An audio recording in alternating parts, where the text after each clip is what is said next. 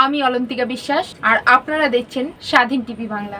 বলাগড়ে BJP প্রার্থী সুমনা সরকারের ওপর তৃণমূলের হামলা শুরু হয়। ইট পাথর দিয়ে গাড়ি ভাঙচুর ও প্রার্থীর ওপর হামলা হয় সোমরা বাজারে। প্রার্থী সুমনা এখন প্রাণের আশঙ্কায় ভুগছে। এই রাজ্যে নারী নিরাপত্তার যে বড়ই অভাব তা তৃণমূল কর্মীরা বারবার চোখে আঙুল দিয়ে দেখিয়ে দিচ্ছে। ওই ইট পাথর যদি সুমনা সরকারের মাথায় লাগতো তাহলে কি ঘটে যেতে পারতো বলতে পারেন? দেখুন বিজেপি প্রার্থী সুমনা কি বলছে।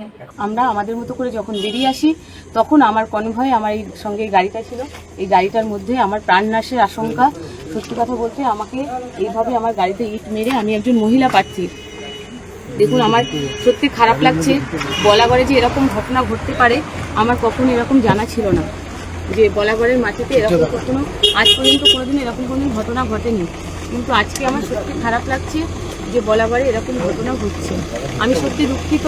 আমি বলাগড়বাসীর কাছে বলবো যে আমার খুব খারাপ লাগছে যে আজকে এই বলাগড়ের মাটিতে দাঁড়িয়ে আজকে এই অবস্থা, যে বলাগড়ের মানুষ শান্তির পক্ষে, শান্তির বাতাবরণ দিতে চায়।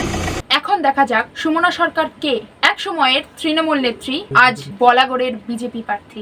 নমস্কার, আমি সুমনা সরকার, 191 বলাগড় তপশিলি বিধানসভা কেন্দ্রের আমি ভারতীয় জনতা পার্টি মনোনীত প্রার্থী। নির্বাচনী কর্মসূচি সেরে যে যার বাড়ি ফিরছিল, কিন্তু তারপর প্রকৃত যে কি ঘটে তা প্রার্থীর মুখেই শুনুন। আজ নির্বাচনী যে প্রচার সেটা শেষ হয়েছে সন্ধ্যে 6টায়। নির্বাচন সন্ধ্যে 6টায় শেষ হওয়ার পরে আমরা যে যার মতো করে বাড়িতে ফিরে যাই। কোথাও কোনো ঝামেলা, কোনো রকম অসংলগ্ন কোনো ঘটনা ঘটেনি। বলাগড়ে ঠিকঠাক চলছিল, কিন্তু হঠাৎ করে তখন আমাদের কাছে একটা ফোন আসে যে আমাদের শক্তিকেন্দ্র যিনি প্রমুখ আছেন তার মায়ের শরীরটা একটু খারাপ আছে। সেটা শোনার পরে আমি আমার ইলেকশন এজেন্ট এবং আমার যে মণ্ডলে আমি থাকি, তারা দুজনা মিলে ওনাকে দেখতে যান।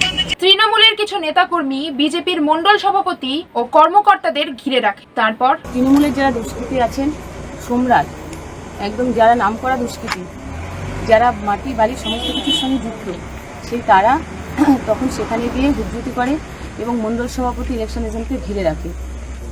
আমার কাছে ফোন আসে মণ্ডল সভাপতি, তার সঙ্গে সঙ্গে আমি ওখানে চলে যাই এবং পুলিশকে আমি ইনফর্ম করি যে এই ঘটনা ঘটেছে।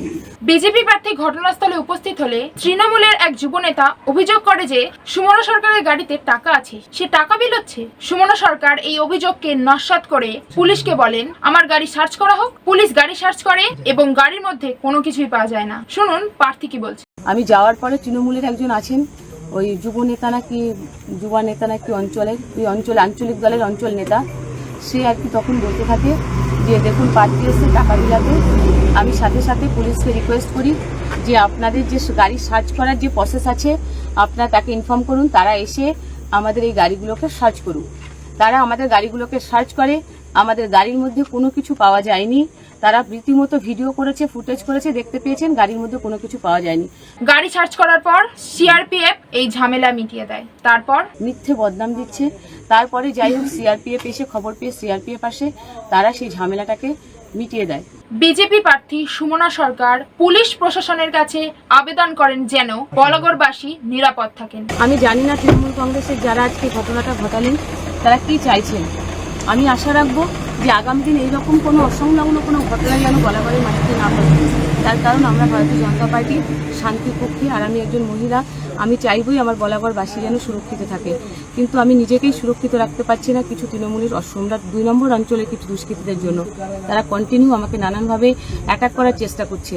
সুমনা সরকারের আত্মবিশ্বাস, যাই ঘটে যাক না কেন বলাগড়ে আমিই জিতবো। শুনুন ওনার মুখে। আমি নির্বাচন কমিশনের দৃষ্টি আকর্ষণ করছি যে আজকের এখান থেকে তারা দেখুক এবং তারা বলাগড়টাকে, আমি আশা রাখবো নির্বাচন আগামীকাল থেকে পুরো সিআরপিএফ বিএসএফ দিয়ে যেন পুরো বলাগড়টাকে মুড়ে দেওয়া হয়। মানুষ যেন সুস্থভাবে ভোট দিতে পারে আর কোথাও যেন কোনো ঝামেলা যেন না হয়, এটা আমি আবেদন করব। আর আপনারা দেখতেই পাচ্ছেন কি চলছে, ওরা কোনোভাবে একটা মহিলাকে আটকাতে পারছে না, যার কারণে আজকে ওরা এই অসভ্যতামিগুলো করছে। আমি জানি এই অসভ্যতামি করে কিছু করতে পারবে না, মানুষ আমাদের সাথে আছে আর আমিও মানুষের সাথে আছি। আর সত্যি কথা বলতে আমি চাই মানুষকে আশীর্বাদ দিয়ে এগিয়ে যেতে, কোনো রকম 2 নম্বরই করে নয়। বলাগড়ের মানুষ বিশ্বাস ভরসা আমার মাথার উপরে রাখবেন। আগামী 29শে এপ্রিল আমার দৃঢ় বিশ্বাস। জয় শ্রীরাম, জয় শ্রীরাম, জয় শ্রীরাম, জয় শ্রীরাম। সুমনা সরকার জিন্দাবাদ, জিন্দাবাদ, জিন্দাবাদ।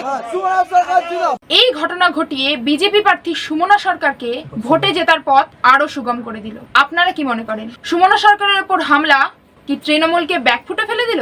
আপনাদের মতামত কমেন্ট করে জানান। ভিডিওটি ভালো লেগে থাকলে লাইক করুন, সাবস্ক্রাইব করে বেল আইকনে ক্লিক করে দিন আর ভিডিওটি প্রচুর শেয়ার করুন। আমরা আছি আপনাদের সাথে, আপনাদের পাশে। জয় হিন্দ, বন্দে মাতরম।